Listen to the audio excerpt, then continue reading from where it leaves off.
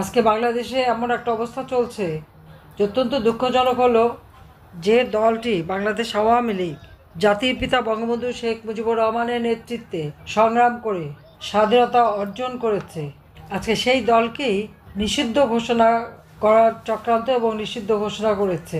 কোনো মিছিল মিটিং কোনো রকম কিছু করা যাবে না। আর কারা করেছে? যারা সন্ত্রাস করে জঙ্গিদের সাথে নিয়ে গণতন্ত্র ধ্বংস করেছে, ক্ষমতা দখল করেছে। ডক্টর ইউনূস, তার কোনো জনগণের ম্যান্ডেট নাই, সে কোনো নির্বাচিত জনপ্রতিনিধি না। সে যে পদটা দখল করেছে এই পদের কোনো অস্তিত্ব সংবিধানে নাই। শুধুমাত্র জঙ্গি আর সন্ত্রাসীদের দ্বারা চক্রান্ত করে, গভীর চক্রান্ত এবং সন্ত্রাস করেই সে এই পদটা দখল করে বসে আছে। এবং এসে এখন আমাদের কি আওয়ামী লীগকে নিষিদ্ধ করবে, অর্থাৎ মুক্তিযুদ্ধের চেতনা নষ্ট করবে। একে একে মুক্তিযোদ্ধাদের, তাদের উপর অত্যাচার নির্যাতন, আওয়ামী লীগের উপর অত্যাচার নির্যাতন, আমাদের আওয়ামী লীগ সহযোগী সংগঠনের নেতা কর্মী, তাদের উপর চরম নির্যাতন, হামলা মামলা দিয়ে প্রতিনিয়ত নির্যাতন করে যাচ্ছে। জুলাই মাসের 7 তারিখ থেকে যে আন্দোলন শুরু করেছিল, কোটা বিরোধী আন্দোলন, সে আন্দোলনে তো এদেরকে কোনো রকম বাধা দেওয়া হয়নি। 14ই জুলাই পর্যন্ত একটা টোকাও পড়েনি তাদের উপর। কিন্তু 15ই জুলাই থেকে যখন ওই মিছিলে গুলি করা, পুলিশ হত্যা করা, মেট্রো রেল সহ বিপিটিভি ভবন, বিআরটিসি ভবন, আমাদের সেতু ভবন, প্রত্যেকটা এরকম আরও সমস্ত অনেক, কত নাম বলবো, সব জায়গায় আগুন দেওয়া শুরু হলো। আর একদিকে অগ্নিসংযোগ, একদিকে হত্যা। 450 মতন থানাতে আগুন দেওয়া, অস্ত্র লুট করে নিয়ে যাওয়া এবং সেই সাথে হত্যাকাণ্ড ঘটানো। পুলিশকে মেরে পা বেঁধে ঝুলে রাখা, আওয়ামী লীগের নেতাদের মেরে, কর্মীদের মেরে পা বেঁধে ঝুলে রাখা, যুবলীগের এক নেতা তাকে মেরে পা বেঁধে ঝুলে রাখার মতো এই ধরনের অমানবিক কাজগুলি তারা করেছে। আর সেই অবস্থায় এখন আওয়ামী লীগের উপরে হামলা সব কিছু করে, অত্যাচার নির্যাতন করে, আর আওয়ামী লীগকে ব্যান করে, নিষিদ্ধ করে। এরকম একটা অরাজক পরিস্থিতি। এরা নাকি বৈষম্য বিরোধী আন্দোলন নিয়ে এসেছে। তো বৈষম্য বিরোধীরা তো এখন বৈষম্য সৃষ্টি করছে। উচ্চ আদালত সেই রামদা, চাপাতি, চাইনিজ কুড়াল, লাঠির সোঁটা অস্ত্র নিয়ে চিফ জাস্টিসের এজলাস এবং চিফ জাস্টিসের বাসা আক্রমণ, তিনি পদত্যাগ করে চলে গেছেন। এর মধ্যে অনেকগুলি জজ সাহেবকে তারা জোর করে পদত্যাগ করিয়েছে। স্কুল থেকে নিয়ে শুরু করে ইউনিভার্সিটি পর্যন্ত শিক্ষকদের উপর জুলুম, তাদেরকে জোর করে পদত্যাগ করানো হয়েছে। ছাত্রছাত্রীরা শিক্ষকদের অপমান করে, বেয়াদবি করে। মানে একটা জাতিকে, আমরা একটা জেনারেশনকে তারা ধ্বংস করে দিচ্ছে, বেয়াদব করে দিচ্ছে। যারা এইভাবে মানুষের সাথে দুর্ব্যবহার করতে পারে, নিজের শিক্ষকরা অপমান করতে পারে, তাদের ভবিষ্যৎটা কী? কই আওয়ামী লীগের আমলে তো এরকম ছিল না। আওয়ামী লীগ যতক্ষণ ক্ষমতায় ছিল তখন তো প্রত্যেকটা জায়গায় ডিসিপ্লিন ছিল, পড়াশোনা ভালোভাবে চলছিল, সেশন জট ছিল না, নিয়মিত পাবলিক সার্ভিস কমিশনের পরীক্ষা হতো। আর এখন তো পরীক্ষার বালাই নাই। শিবিরের লোক কারা, বিএনপির মাস্তান কারা, তাদের চাকরি দিয়ে দিচ্ছে। পুলিশের পোশাক পরিয়ে অথবা র্যাবের পোশাক পরিয়ে তাদের দিয়ে কাজ করাচ্ছে। তার মানে আওয়ামী লীগ নেতাকর্মীদের হয়রানি, অত্যাচার, নির্যাতন করে যাচ্ছে। প্রতিটি জায়গায় অনিয়ম, বিশৃঙ্খলা। একটা রাষ্ট্র পরিচালনা করার মতো যে যোগ্যতা, সে যোগ্যতাটুকু এই লোকটার নাই। নিজের ক্ষমতা দখলের জন্য জঙ্গিদেরকেই সাথে নিয়েছে, জঙ্গিদের দ্বারা চক্রান্ত করে, ষড়যন্ত্র করে ক্ষমতা দখল করেছে। এখানে কোনো গণ অভ্যুত্থানও ছিল না, জনগণও ছিল না। এটা তো ইউনূস নিজেই বলেছে। বিল ক্লিন্টনের অনুষ্ঠানে যখন গেছে, তার ক্লিন্টন ফাউন্ডেশন, সেখানে তো মঞ্চে দাঁড়িয়ে খুশি মনে বলল যে কোনো জনগণ না, ছাত্ররা কেউ যায় না, কোনো লিডারও ছিল না, এই আন্দোলন হয়েছে মেটিকুলাস ডিজাইনের মাধ্যমে, মাস্টারমাইন্ড দ্বারা। মাস্টারমাইন্ডকে যিনি তাকে আবার মঞ্চে নিয়ে পরিচয়ও করিয়ে দিল এবং নিজেই হাতে তালি দিল খুশি হয়ে যে এই মেট্রোগুলো ডিজাইন করে চক্রান্ত করে শেখ হাসিনাকে ক্ষমতা থেকে সরাতে পেরেছে এবং তিনি ক্ষমতাটা দখল করেছেন।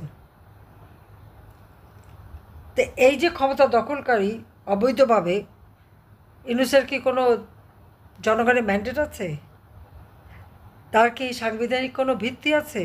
তো সে কি করে আওয়ামী লীগের মতো রাজনৈতিক দল, যে দল আমরা এখনও জনগণের ভোটে নির্বাচিত প্রতিনিধি, আমাদেরকে কিভাবে সে এই দলটাকে ব্যান করে? এত সাহস কোত্থেকে পায়? যে দল স্বাধীনতা এনে দিল, যে দল অর্থনৈতিক উন্নতি দিল, যে দল মানুষের জীবনে শান্তি নিরাপত্তা দিয়েছে, আওয়ামী লীগের আমলে একটা লোক তো না খেয়ে কষ্ট পেত না। যে সমস্ত এলাকায় দুর্ভিক্ষ হতো প্রত্যেকটা এলাকা আমি দুর্ভিক্ষ মুক্ত করে দিয়েছিলাম। তাই জনগণের স্বার্থে জনগণের কল্যাণে কাজ করাটাকেই অপরাধ হতে পারে ইউনূসের জন্য, কারণ সে আর তার ওই এনজিও গ্রুপ এরা তো ক্ষুদ্র ঋণের নামে গরিবের রক্ত চুষে খায় আর মোটা অঙ্কের সুদ দিতে হয়। তাই সুদ খরচকে ক্ষমতা দখল করে আমাদের দেশটাকে ধ্বংসের দিকে নিয়ে গেছে। এমনকি এখন আবার সেই আমাদের মিয়ানমারের বর্ডার, সেই বর্ডারে নাকি নিয়ন্ত্রণ নাই, নিয়ন্ত্রণ হারিয়ে ফেলেছে। তার মানে এর হাতে আমাদের স্বাধীনতা সার্বভৌমত্ব কিন্তু নিরাপদ না। নিজের ক্ষমতাকে দীর্ঘায়িত করার জন্য সেই যুদ্ধ খেলা, বর্ডার খুলে দেওয়া, বর্ডারে নিয়ন্ত্রণ হারানো আমাদের স্বাধীনতার সার্বভৌমত্বকে নষ্ট করে দিচ্ছে। 30 লাখ শহীদের রক্তের বিনিময়ে আমরা এই স্বাধীনতা পেয়েছি। আমার লাখো মা বোনের ইজ্জতের বিনিময়ে আমরা এই স্বাধীনতা পেয়েছি।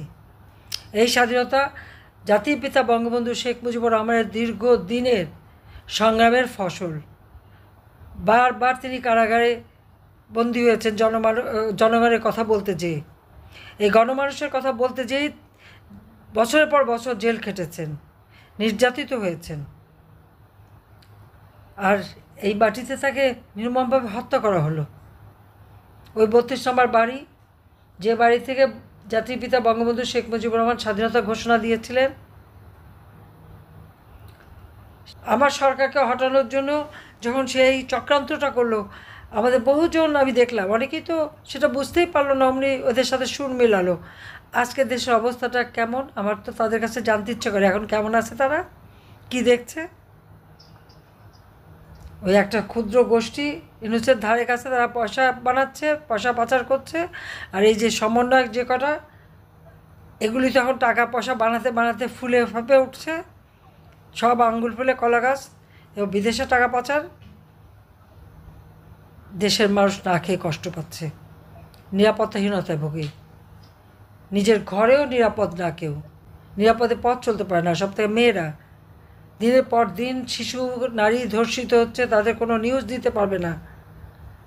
সাংবাদিকদের বিরুদ্ধে মামলা, 6 জনকে তো হত্যা করেছে, প্রায় 18-20 জনের মতো জেলে, আর বাকি তো তাদের উপরে হুলিয়া জারি। আর হত্যা মামলার তো কোনো সীমা নাই, সীমাহীন। তার উপর আবার এখন দুর্নীতির মামলা। ইউনূসের নিজে দুর্নীতি করেছে বলে তদন্তে বেরিয়ে এসেছে, তার বিরুদ্ধে দুদকে মামলা, 5টা মামলা, ট্যাক্স ফাঁকি দেওয়ার মামলা। এমনকি লেবার, তার নিজের কোম্পানির লেবারদের টাকা মেরে খেয়েছে। লেবাররা মামলা করেছে, সেই মামলায় ইউনূসের শাস্তি হয়েছে। ইউনূস কিন্তু লেবার কোর্টে লেবারদের করা মামলায় সাজাপ্রাপ্ত আসামি, কনভিক্টেড। কি দুর্ভাগ্য আমাদের বাংলাদেশের মানুষের। আজকে একটা কনভিক্টেড শ্রমিকের অর্থ আত্মসাৎকারী, গরিবের রক্তচোষা, সুদখোর, আজ ক্ষমতায় বসে তিনি খুব দাপট দেখাচ্ছে। সেটা আবার কাদের জন্য? ওই সন্ত্রাসী জঙ্গিদের। সমস্ত জঙ্গি সন্ত্রাসী সবাইকে কারাগার থেকে মুক্তি দিয়ে দিয়েছে, সব মুক্তি দিয়ে এখন তারাই তার শক্তি। এই কয়েকদিন আগে আওয়ামী লীগ নিষিদ্ধের যে মিছিল, ওই মিছিলও আপনারা দেখবেন আইএসআইয়ের পতাকা। দেশটাকে জঙ্গির দেশ বানালো। আজকে জঙ্গিদের জন্য অভয়ারণ্য, আর যারা সাধারণ মানুষ তাদের জন্য কয়েদখানা হয়ে গেছে বাংলাদেশ। এই অবস্থা তো দেশ চলতে পারে না। হ্যাঁ, নিষিদ্ধ করেছে, করুক। আওয়ামী লীগের শক্তি অনেক বেশি, বাংলাদেশের জনগণই আওয়ামী লীগের শক্তি। তার মতো অবৈধভাবে ক্ষমতা দখলকারী, তার সব নির্দেশনাই অবৈধ। আর সে আইসিটি যে ইন্টারন্যাশনাল ক্রিমিনাল ট্রায়ালের জন্য কোর্ট করেছে, ওখানে তো করার তার কোনো রাইট নাই। এটা 1973 সালে পার্লামেন্টে পাশ করা আইন। এক্সিকিউটিভ অর্ডার দিয়ে অর্ডিন্যান্স জারি করে এটাকে সংশোধন করলে পার্লামেন্টই আবার সংশোধন করতে হবে, তবেই এর কার্যকারিতা থাকবে। তা নাহলে এই সংশোধন তো অবৈধ। আবার 2 নম্বর কোর্ট তৈরি করেছে, এটাও তো অবৈধ, কারণ এটা তো পাশ করা হয়নি। যেখানে মানুষের জীবন মরণের কথা, সেই আইন পার্লামেন্টে যদি পাশ না হয়, আর ওই আইনে যদি কাউকে সাজা দেওয়া হয়, তো যারা সাজা দেবে তাদেরও একদিন বিচার হবে। ওই যে মানে আইসিটির চেয়ারম্যান, চিফ প্রসিকিউটর, দুদকের চেয়ারম্যান, বা দুদকের যারা মামলা করছে, বা এই আইসিটির যারা মামলা করছে, বা যারাই মামলা দিচ্ছে, একদিন বাংলা মাটিতে তাদের শাস্তি হবে। ইনুজ যে অবৈধভাবে সংবিধান লঙ্ঘন করে ক্ষমতা দখল করেছে তার বিচারও ইনশাল্লাহ হবে, এবং সেদিন বেশি দূরে না। এই জন্য আজকে প্রবাসে যারা আছেন, আপনাদের জনমত সৃষ্টি করতে হবে, আন্তর্জাতিকভাবে এটা তুলে ধরতে হবে যে যে দলটি স্বাধীনতা এনে দিল, গণতন্ত্র প্রতিষ্ঠা করলো। জনগণের কী ছিল? 75 সালের পরে মানুষের ভোটের অধিকার তো ক্যান্টনমেন্টে বন্দী ছিল। আন্দোলন সংগ্রাম করে জনগণের ভোটের অধিকার জনগণের হাতে আমরাই পৌঁছে দিয়েছি। আমাদেরই ছেলেমেয়েরা জীবন দিয়েছে। শহীদের তালিকা দেখা গেলে দেখবে আওয়ামী লীগ বা আমাদের ছাত্রলীগ, যুবলীগ, তাদেরই রক্ত ঝরেছে। আর সেই দলকে সে নিষিদ্ধ ঘোষণা করে, এত বড় দুঃসাহস। কাজে এর বিরুদ্ধে সর্বতোভাবে সংগ্রাম করতে হবে, আন্দোলন করতে হবে, একে ক্ষমতা থেকে হটাতে হবে, এবং দেশকে এই জালেমের হাত থেকে মুক্ত করতে হবে।